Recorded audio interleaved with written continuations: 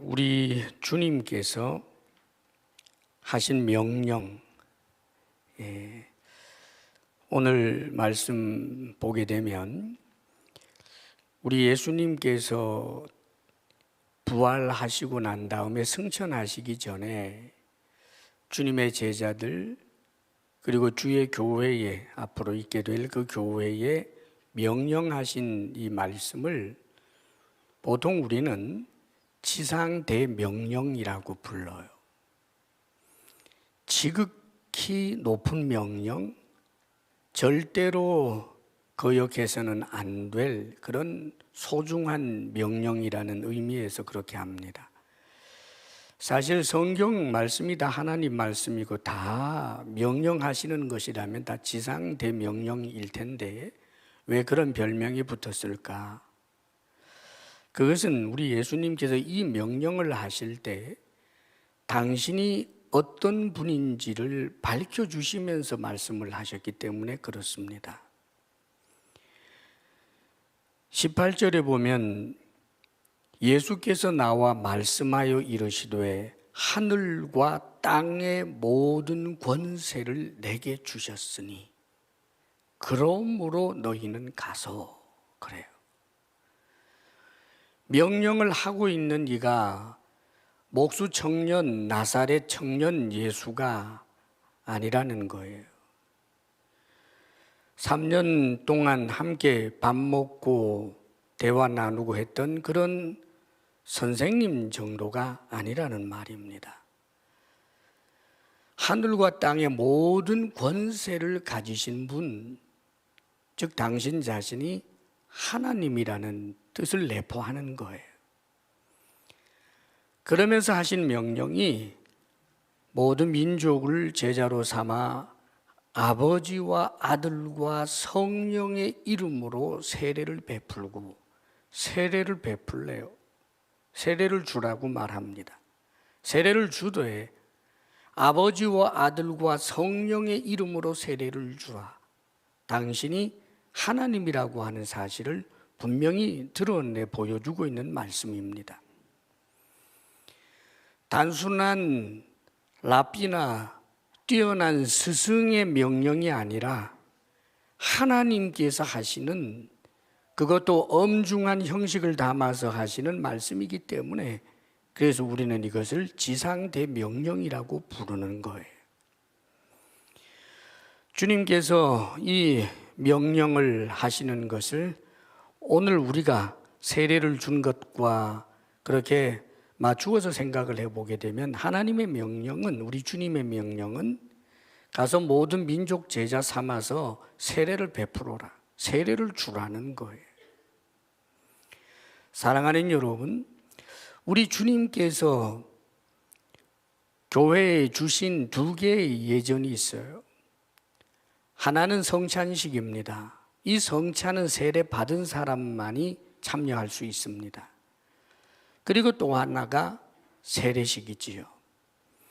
이 세례를 베푸는 일을 끊임없이 해야 될 교회가 건강한 교회고 사도행전적 교회입니다. 하나님의 은혜로 지금까지 우리 주사랑교회가 매년 세례를 베풀어 왔습니다.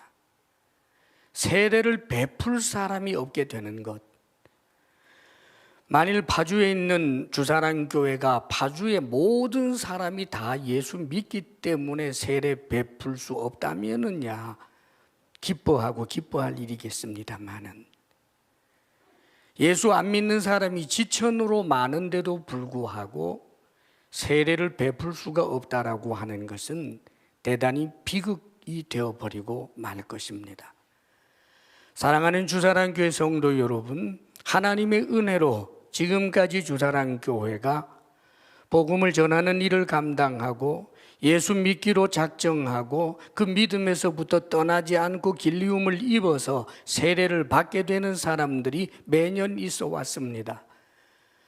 적어도 주님 오실 때까지, 그렇지 않으면 여러분이 한 사람 한 사람이 주님을 만날 때까지 여러분이 경험하는 주사랑교회는 언제나 세례를 베풀므로 말미암아 사도행전적 교회의 모습을 늘 드러낼 수 있는 복된 교회이기를 주의 이름으로 축복합니다. 아멘. 오늘 세례를 받았는데 특별히 세례 받으신 분들 명심해서 들으시고 온 성도들도 이 세례에 대해서 좀 더 깊이 생각해야 할 바가 있습니다. 세례의 의미가 도대체 뭘까? 조금 전에 물을 이렇게 손으로 떠서 머리에다가 부었습니다. 요즘은 또 이 코로나 때문에 이 위에 비닐 장갑까지 씌워져서 전에는 물을 부으면 물이 다 좀 흘러내려서 적당히 적은 양이 올라갔는데 조금 실수하면 아이가 다 쏟아 붓게 되는 일도 좀 있더구만요. 아마 여러분 중에는 물이 여기 막 들어가고 이런 분도 있었을 거예요. 은혜인 줄 아십시오. 자, 왜 그런 일을 할까? 사실 조금 담대한 목사님들은요, 아주 이렇게 푹 퍼서 이렇게 쏟아 붓는다고 그래요. 근데 저는 차마 못 그래서 이렇게 하는데, 원래 그 세례는 강이나 이런 곳에서 사람을 머리까지 물속에 푹 잠궜다가 꺼내는 거예요. 그래서 침례를 아주 소중하게 여기는 그런 교파도 있지요. 근데 우리 장로교회에서는 물속에 정말 들어갔다가 나온다라고 하는 그것도 결국은 상징이고, 그렇다면 이 교회 안에서 하는 이 예식은 상징성을 가지고 하는 것이기 때문에 물을 머리 위에다가 조금 붓는 것으로 하자, 그렇게 이제 하게 된 것입니다. 그러나 의미는 알아야 돼요. 물을 머리 위에 붓는다라고 하는 것은 물 속에 잠겨 들어가는 거예요. 이것은 곧 죽음을 말하는 것입니다, 여러분. 세례의 의미는 우리 주 예수 그리스도로 말미암은 복음의 내용이 거기에 담겨 있어요. 물을 머리에 붓는다는 것은 사람이 물 속에 들어가는 것을 말하는데, 물 속에 들어가는 것은 죽음을 상징하는 것입니다. 그런데 예수 믿는 내게 이 죽음을 상징하는 물 속에 잠기는 일을 하는 이유는 예수 그리스도께서 십자가에 못 박혀 죽으실 때 그분과 함께 내 옛사람도, 죄된 사람도, 죄로 말미암아 죄책을 감당해야 할 죄의 책임이 따르잖아요. 그 죄의 책임은 하나님의 심판 아래에서 영원한 지옥 형벌이란 말입니다. 그런데 예수님과 함께 이미 십자가에 못 박혀 죽음으로 죄책을 면하게 된 것을 상징해 주고 있는 것입니다, 여러분. 우리 주님께서 십자가에 못 박혀 죽으시는 것은 내 죄 때문에 나를 위하여 죽은 것인데 내가 그때 함께 죽은 것과 같다. 그래서 하나님 앞에 더 이상 죄에 대한 형벌을 받지 않게 되는 존재가 되었다라고 하는 의미가 거기에 담겨 있는 것입니다. 그리고 물이 흘러내려가면 다시 물 바깥으로 나오죠. 사람을 물속에 집어넣었다가 그 다음에 이렇게 끄집어 올립니다. 이것은 우리 주 예수 그리스도께서 십자가에 못 박혀 죽으시고 난 다음에 하나님께서 모든 인류의 죄를 대신하여 죽으신 예수님을 죽은 채로 그 저주 아래, 죽음 아래 내버려 두시지 아니하시고 하나님의 능력으로 예수 그리스도를 살리신 것, 즉 부활을 상징하고 있습니다. 그런데 예수님의 부활은 예수님만의 부활이 아니라 예수 그리스도 믿는 내가 예수 그리스도와 함께 부활하게 된 것을 상징해 주고 있는 내용이 바로 이 세례식 가운데 물을 부어주는 의미인 것입니다. 예수님과 함께 죽고 예수님과 함께 사는 것입니다. 사랑하는 여러분, 하나님께서 왜 예수 그리스도를 살리셨을까? 인간의 죄를 대신하여 십자가에 못 박혀 죽고 정말 하나님의 심판 아래에 있다면 영원한 그런 심판의 저주 아래 있어야 할 것 같은데 왜 하나님께서 예수 그리스도를 살리셨을까? 하나님께서 그것을 의롭다고 인정하셨기 때문입니다. 다시 말하면 우리 예수님은 성자 하나님입니다. 하나님이 사람이 되시고 사람이 되셔서 사람들이 가진 모든 죄를 짊어졌는데 정작 본인에게는 이 죄의 그림자 하나 없는 분이 인간들의 모든 죄를 대신하여 십자가에 못 박혀 죽기까지 하는 그 대가 지불을 하나님께서는 충분하다고 여기시고, 그래서 하나님께서는 죽은 예수님을 계속해서 저주 아래 두는 것이 아니라 그를 의롭다 여기시고 살리시기로 결정하신 것입니다.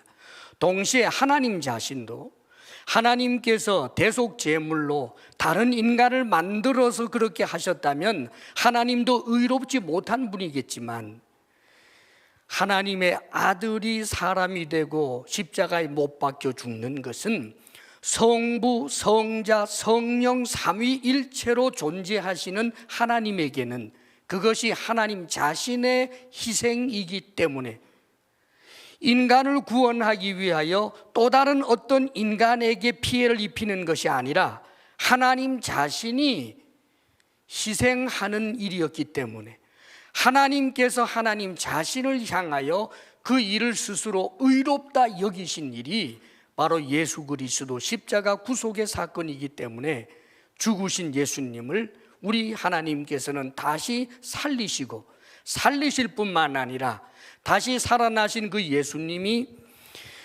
전날에 하나님으로 하나님의 아들로 계시다가 잠시 사람의 몸을 입고 이 땅에 있고 난 다음에 다시 하나님으로 돌아가는 것이 아니라 영원한 하나님이면서 동시에 사람인 예수 그리스도, 나사렛 예수 그리스도, 그분이 하나님이면서 동시에 사람이 되어 하나님 보좌 우편에 앉게 된 것입니다.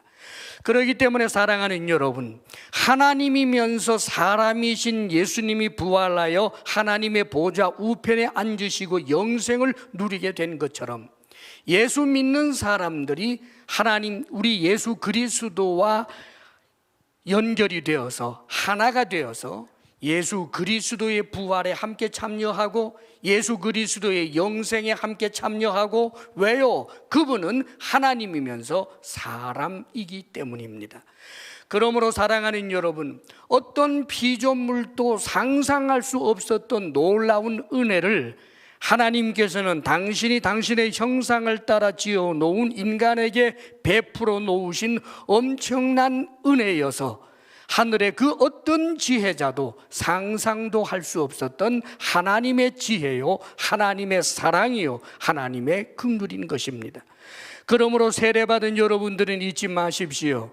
이제 여러분들은 하나님 앞에서 죄로 말미암아 영원히 심판받아야 될 그 옛사람이 죽었다는 사실을 기억하십시오.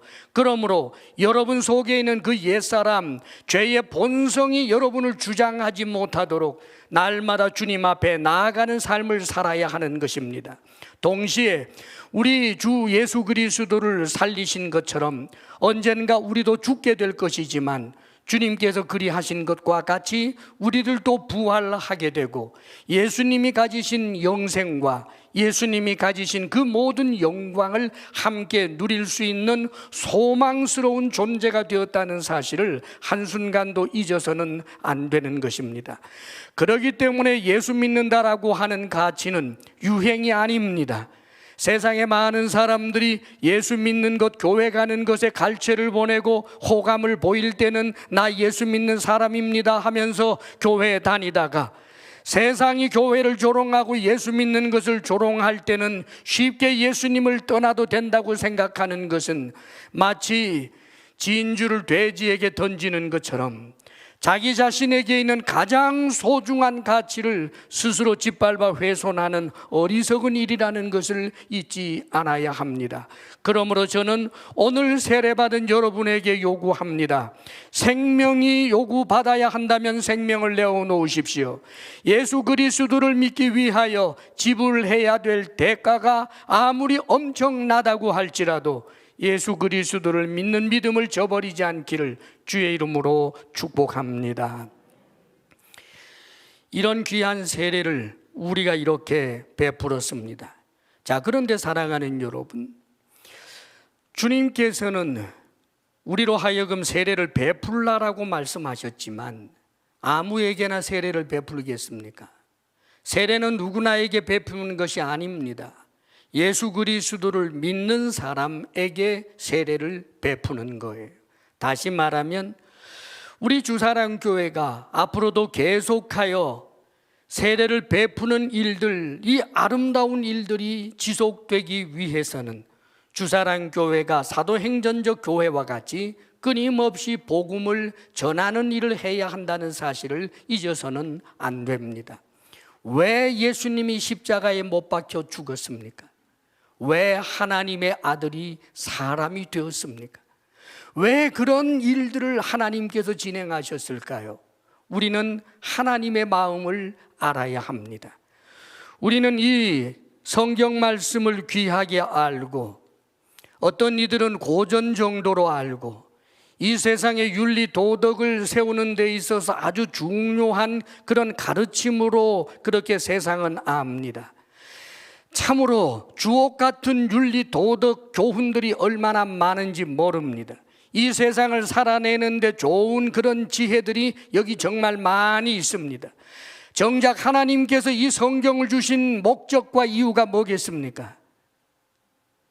이 말씀을 따라 좀 더 윤리적이 되어라, 이 말씀을 따라 짐승하고는 달리 좀 사람답게 살아라, 그것뿐이었겠습니까? 아닙니다, 여러분. 하나님께서 성경을 주신 이유는, 이 성경을 주시는 방법도 수많은 세월 동안 구약에는 선지자들을 통해서, 신약에 와서는 사도들을 통해서 오랜 세월 하나님께서 선지자와 사도들을 보내시면서 이 말씀을 기록하게 하신 가장 중요한 이유는 하나님 앞에서 영원히 심판받을 수밖에 없는 우리 인간들이 구원 얻기를 원하시는 하나님의 마음이 여기 담겨 있기 때문입니다. 사랑하는 여러분, 성경은 우리에게 그렇게 말씀해 주고 계십니다. 여러분,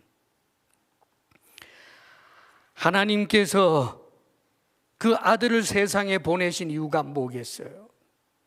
하나님이 세상을 이처럼 사랑하사 독생자를 주셨으니 이는 그를 믿는 자마다 멸망치 않고 영생을 얻게 하려 하심이라.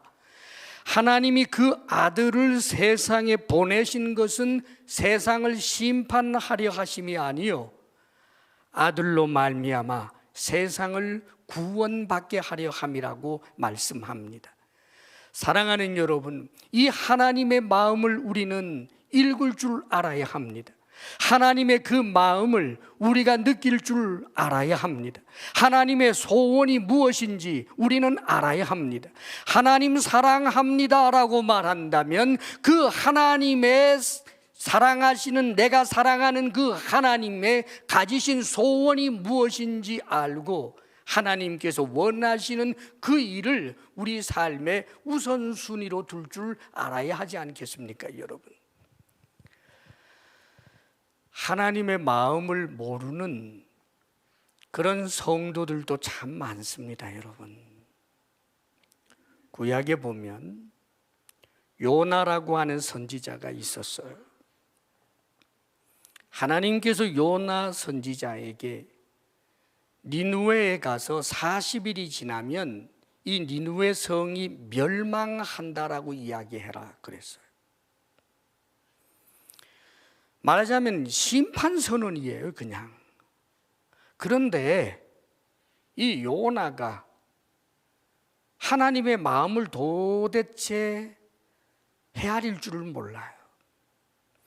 하나님에 대해서 요나가 알기는 알았습니다. 어떤 하나님? 인자하시고 사랑이 많으시고 진노하기를 더디하시는 좋으신 하나님이라는 것을 너무나 잘 알았지요. 그러니까 만일 자신이 니느웨, 다시 말하면 아수르의 수도예요. 이스라엘과 원수의 나라입니다. 그 그 원수의 나라에 가서 40일이 지나면 이 니느웨 성이 무너진다라고 외치면 혹시라도 저들이 회개하면 하나님이 저들에게 내릴 재앙을 내리지 않으실까 봐 그래서 안 가요. 하나님께서 저 니느웨 사람들조차도 심판하기를 기뻐하시지 않는다는 것을 요나는 하나님의 그 마음을 몰라줘요. 왜요? 자기 나라의 원수의 나라니까. 저 원수의 나라는 망해야 된다고 생각을 하니까. 그래서 하나님의 명백한 명령이 있음에도 불구하고 딴짓했다가 여러분 잘 아시잖아요. 큰 물고기 뱃속까지 들어가는 엄청난 대가 지불을 하고 이제 죽지 못해서 코 꿰어서 니느웨 성에 가서 외칩니다. 그런데 외치는데 니느웨 성이 얼마나 큰지 사흘 길을 걸어야 니느웨를 한 바퀴 돌을 수 있대요. 그 안에서 얼마나 큰 성인지. 그런데 하루 동안만 이렇게 외칩니다. 40일이 지나면 니느웨는 멸망한다. 거기 하나 따라 붙어야 될 것 있잖아요. 회개하라. 그건 안 했어요. 정말 회개할까 봐. 40일이 지나면 니느웨가 무너진다. 40일이 지나면 니느웨가 무너진다. 하루 그러고 돌아다니고는 보니까 40일이 지났는데 니느웨의 재앙이 임하지를 않습니다. 그때 여러분 요나가 하나님을 향하여 어떻게 했는지 아세요? 성을 냈어요. 굉장히 실망하고 아주 화를 냈습니다. 그러면서 하나님을 향하여 이렇게 이죽거립니다. 말하자면 이럴 줄 알았습니다. 하나님은 사랑이 많고 노하기를 더디하시고 인자하시고 자비로우신 분이시기 때문에 저들이 회개하면 재앙 안 내릴 줄 내가 알았습니다. 그래서 내가 안 하려고 한 것이잖아요. 회개한 그들을 보면서 기뻐하실 하나님의 마음이 하나도 읽어지지 않아요. 하나님 앞에 한바탕 이렇게 하고 난 다음에 이 어리석은 자가 이제는 하나님께서 어떤 재앙을 내리실 것을 기대해서 앞으로 어떻게 될까 궁금해서 여러분 언덕에 올라가서 니느웨 성이 다 보이는 야트막한 그 산에 올라가서 내려다보고 있습니다. 여러분 중동 지역이 얼마나 뜨거워요. 너무너무 더워 죽을 지경인데 하나님께서 하룻밤 사이에 박농쿨이 확 자라나서 엄청난 그늘을 이루게 했습니다. 그 그늘 아래 있으니까 너무 좋죠.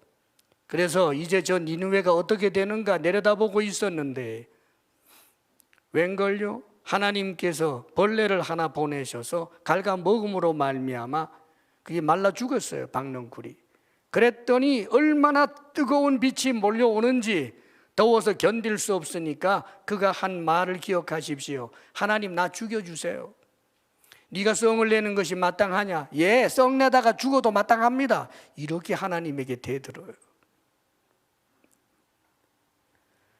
하나님께서 이렇게 말씀하셨습니다. 요나야, 네가 농사도 짓지 않고 땀 흘려서 재배한 적도 없고 하룻밤 사이에 났다가 하룻밤 사이에 없어지는 박농쿨이 그렇게 아까웠는데 이 니느웨 큰 성에는 좌우를 분별하지 못하는 어린아이만 해도 12만 명이다. 그리고 수많은 가축들이 있어 내가 이들을 아끼는 것이 어찌 마땅하지 아니하냐. 사랑하는 여러분, 내가 왜 구원을 받았습니까? 내가 뭐라고요? 죽으면 한 줌의 흙인데 내 그 영혼이라고 하는 연기처럼 너풀거리는 거 지옥에 쳐넣으면 그만인데 내가 뭐라고 하나님의 아들이 십자가에 못 박혀 죽기까지 하면서 나를 구원하십니까? 하나님의 사랑 아닙니까? 나를 향하신 하나님의 그 사랑, 하나님의 사랑이 나에게만 있습니까? 하나님의 형상을 따라 지음받은 인간들을 향하여 갖고 계시는 하나님의 이 사랑, 그 놀라운 사랑이 하나님의 아들로 하여금 사람 되어 이 땅에 있게 하셨고, 저 팔레스타인 곳곳을 돌아다니면서 복음을 전하고 치유하고 저들로 하여금 하나님을 경외하고 예수 믿도록 하는 일을 우리 주님께서 하셨던 것 아닙니까, 여러분? 우리는 하나님의 마음을 헤아려야 합니다, 여러분. 우리 예수님께서 가나안 땅 수가라고 하는 동네 왜 갔을 것 같아요? 목말라서요? 그 우물가에서 한 여인, 존재감도 없는 여인, 그저 미천한 여인, 성질 못돼 먹은 여인, 그 여인 하나 구원하시기 위하여 가나안 땅 수가성에 가신 것입니다, 여러분. 우리 예수님께서 왜 여리고를 향하여 가셨습니까, 여러분? 그 여리고에 많은 사람들이 죄인이라고 손가락질하고 어느 누구도 친구가 되어주지 아니하는 그 세리 삭개오 한 사람 구원하기 위하여 거기 가신 것 아닙니까, 여러분? 성경에 보면 우리 예수님께서 초기 사역을 할 때 본동네라고 하는 곳이 있었어요. 가버나움이에요. 우리 예수님 초기 사역을 하실 때 거처를 정하시고 그렇게 움직이셨던 곳이 바로 가버나움입니다. 가버나움 앞에 갈릴리 호수가 있어요. 뜬금없이 거기서 사역을 펼치던 예수님께서 저 호수 건너편으로 가자라고 했습니다. 노를 저어가면서 풍랑도 만나고 죽을 고생해가면서 건너갔어요. 건너가서 무슨 일 하신지 아십니까, 여러분? 거기는 거의 이방 사람들이 사는 곳입니다. 거라사인들, 가다라라고도 하는 그런 지역. 그런데 그곳에서 우리 예수님께서 군대 귀신 들린 한 사람을 고쳐줍니다, 여러분. 군대 들린 귀신 들린 사람, 너무나 많은 귀신이 덮여 쓰여가지고 그래서 이름을 군대 귀신이라고 불릴 수밖에 없는 그런 사람 하나를 고쳐주는데, 그런데 여러분 거기 사건이 터져요. 네 이름이 뭐냐? 군대입니다. 그러면서 그 군대 귀신들이 하는 말이 우리를 바다에 들어가게 하지 말아 주십시오. 그리고는 돼지떼에게 들어가게 해달라고 요청을 합니다. 웬일입니까? 주님께서 돼지들에게 들어가도록 허락을 했더니 그 근처에 2,000마리 정도 되는 돼지들을 치고 있었는데 그 2,000마리 돼지가 갑자기 미친 듯이 비탈길을 내리달아서 그 바다에 다 빠져 죽는 엄청난 사건이 발생했어요. 그리고는 예수님께서 그쪽 지역에 있는 사람들이 예수님을 떠나달라고 하니까 예수님이 다시 배 타고 건너오셨어요. 가버나움에서 그렇게 사역을 펼치다가 건너간 이유가 무엇입니까? 돼지 죽이려고 갔어요. 사람들은 돼지를, 재산을 사람보다 얼마나 소중하게 여기는지 몰라요. 사람의 가치를 돼지만도 못하게 여기고 있는 그런 사람들에게 하나님의 마음은 돼지가 아니다, 재산이 아니다, 재물이 아니다, 사람이다, 사람이다. 하나님의 마음을 보여주고 있는 것 아닙니까, 여러분? 2022년 새해에는 우리가 어떤 새로운 일을 할까요? 아닙니다. 새해에도 우리가 해야 할 일이 있습니다. 특별히 위로하는 사람들 그리스도인 2022년의 표입니다. 위로하는 사람들, 우리가 이 세상에 누군가를 위로하고 덕을 끼치고 복되게 할 수 있는 것이 무엇입니까? 내가 가지고 있는 것 가지고 사람들을 정말 복되게 하고 위로할 수 있겠습니까, 여러분? 결국은 주님입니다.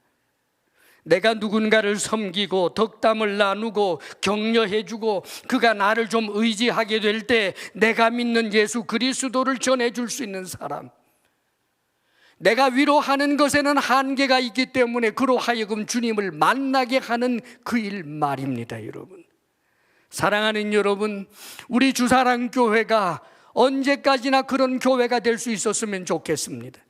파주 지역에 주사랑교회가 있다면 파주 지역이 복된 지역이 되어야 하는데, 그것은 여러분, 우리가 파주 지역을 섬기되 내가 가진 재물로도 섬기고 내가 가진 시간으로도 섬기고 온갖 친절로도 섬기고 그 섬김으로 마지막 종국은 예수 믿는 저 사람들 대단하다 그 칭찬 한마디 듣는 것으로 만족하겠습니까? 누군가가 나에게 대하여 호감을 가지게 되었다면 그야말로 내가 믿는 그리스도를 전하여 그도 나처럼 행복하고 그도 나처럼 소망을 갖게 되고 그도 나처럼 죽고 난 다음에 영생을 얻게 되는 그 은혜에 참여케 하는 것보다 복되고 복된 일이 어디에 있겠습니까, 여러분? 가끔은 이런 도전을 받습니다. 복음을 전하라고 하는 것이 부담스럽다. 또 우리 사회에는 수많은 종교가 있는데 특정 종교인 예수 그리스도를 믿는 기독교를 전하는 것이 부담스럽다. 어리석은 말입니다. 세상 사람들은 그렇게 말해도 돼요. 논리에도 맞고 그들 입장에서 합당합니다. 그러나 우리는 압니다. 예수 그리스도 이외에는 구원의 또 다른 길이 없기 때문입니다. 다른 종교로도 구원이 있다면 왜 그런 일을 하겠습니까, 여러분? 사도 바울 시대에 바울이 그렇게 엄청난 모진 고통을 당하면서도 복음을 전했던 이유가 뭐겠습니까, 여러분?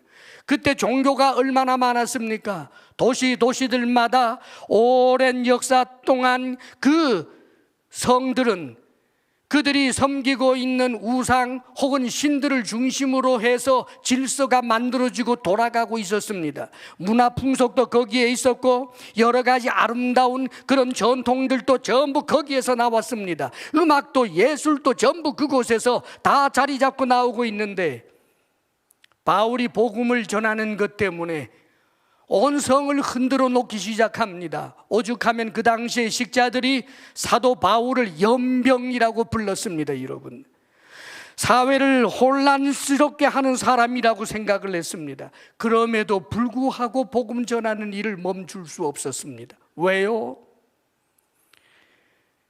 바울 속에 있는 성령님, 하나님의 그 마음이, 그 열정이 너무나 느껴지기 때문에, 그래서 복음을 전하지 않고는 견딜 수 없는 사람이 될 수밖에 없었던 것입니다. 사랑하는 여러분, 우리가 복음을 전하는 일을 우리의 삶의 사명으로 알게 될 때 여러분 기억하십시오. 여러분들에게 놀라운 일이 일어납니다. 거짓된 것 말고 말입니다. 정말 내가 주의 마음을 가지고 사랑으로 누군가에게 복음을 전해서 위로하는 자가 되겠다라고 결심한다면 저는 단언할 수 있습니다. 여러분들은 말 조심하기 시작합니다. 직장에서 여러분들이 다른 직장 동료에게 복음을 넘겨주기로 결심한다면 저는 말할 수 있습니다. 그런 사람 직장 생활 가운데서 정직하지 않은 생활을 할 수 없습니다. 여러분이 살고 있는 아파트에서 여러분 주민들에게 복음을 전하기로 결심한다면 저는 말할 수 있습니다. 좋은 이웃이 될 수밖에 없는 것입니다. 복음을 전하는 것과 선한 일을 하는 것은 절대로 분리되지 않습니다. 여러분, 잘못된 복음 전하는 방식이 있습니다. 주님의 마음을 헤아리고 그 사랑으로 복음을 전하는 것이 아니라 내가 복음을 전했다라고 하는 자기 만족에 빠져서 아무나 붙들고 예수 천당 불신 지옥 안 믿으면 지옥가 이것들아 하면서 함부로 이야기하고 돌아다니는 것, 이 시대에 맞지 않습니다. 여러분, 그런 것을 말하는 게 아니에요. 주의 마음을 가지고 사랑으로 복음을 전하는 그 일을 하는 것입니다. 여러분, 천군 천사를 보내시면 모든 사람들 한순간에 예수 믿게 할 수 있을 텐데, 놀랍게도 하나님께서는 복음을 전하는 이 귀한 사명은 우리 믿는 사람들에게 주셨습니다. 그렇기 때문에 사도 바울은 자신이 하나님의 동역자라고 말할 수 있었던 것입니다. 하나님의 구속사역에 참여하게 되는 하나님의 동역자.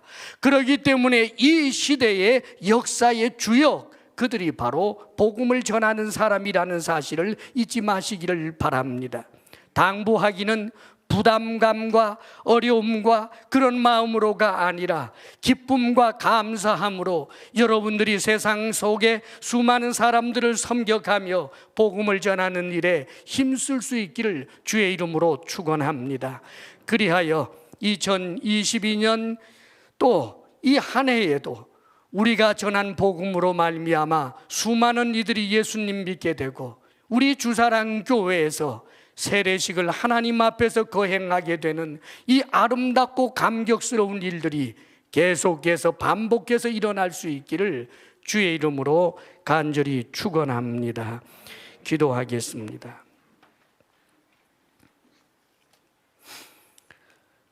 아버지 하나님, 우리에게 크신 은혜를 허락하여 주신 하나님, 영원히 멸망받을 수밖에 없는 우리를 구원하시기 위하여 하나님의 아들까지 주시고 스스로 자원하여 사람 되시기까지 하시며, 지금도 연약한 우리들 가운데 역사하시는 성령님의 그 뜻을 받들어 아버지여 세례 줄 수 있는 우리들 되기를 원합니다.